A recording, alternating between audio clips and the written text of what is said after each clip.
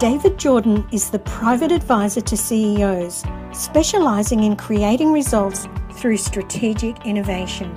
Welcome to this week's segment. One of the things with innovation is it's about risk. It's not necessarily that it's riskier, but it's actually doing something that people are uncomfortable with because it's something different, and therefore they perceive that there's a risk around it. One of the hard parts, if we go back to the idea, the concept we talked about beforehand about exploiters and explorers. Explorers are people that are more prepared to take risks, they're more prepared to step beyond the boundaries, where exploiters are more comfortable in dealing with what they already know. So you have a problem where you might have an executive who has an exploiter personality being told by an explorer personality, what about doing this? And there's a communication gap about risk. The exploiter personality is going to be immediately uncomfortable with the concept of this is something different and there's a risk, and they feel that the explorer personality hasn't really considered the risk.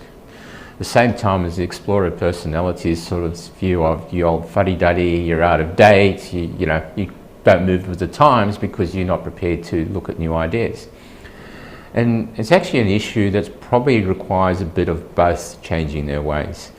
If explorer personalities need to recognize that people are concerned about risk, they have to go back to stakeholders and say, look, we're not risking your investment unnecessarily. So as an explorer, putting an idea forward requires that you've actually stopped and thought about the risks.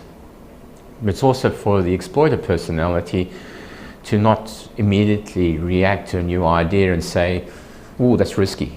To actually first consider, is it as risky as we thought?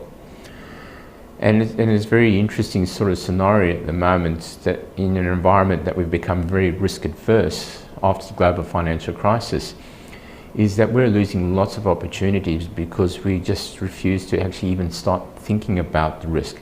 And we shouldn't be risk adverse, but actually be focused on managing risk. To get your copy of David Jordan's book, The CEO Innovation Blueprint, go to his website, theceoblueprint.com.au.